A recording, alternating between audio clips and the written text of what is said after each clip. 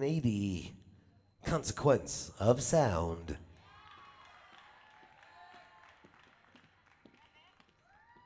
This is entry number 280.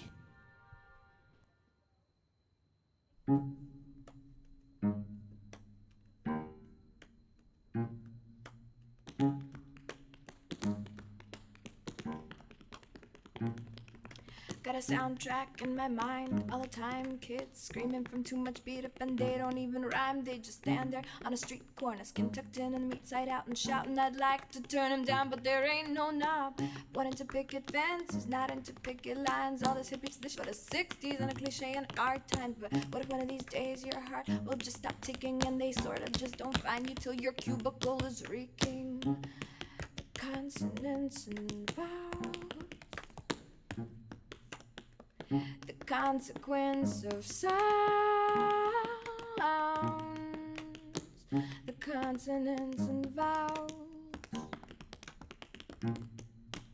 The consequence of sounds. Down, down, down.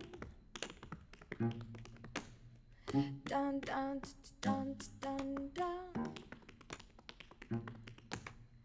My rhyme ain't good just yet. My brain and tongue just met, and they ain't friends so far. My words don't travel far. They tangle in my hair and tend to go nowhere. They grow right back inside, right past my brain and eyes, into my stomach juice, where they don't serve much use. No healthy calories, nutrition values, and I absorb back in the words right through my skin. They sit there festering inside my bowels. The consonants and vowels.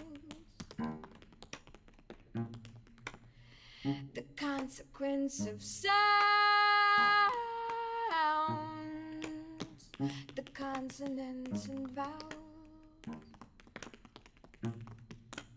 The consequence of sounds.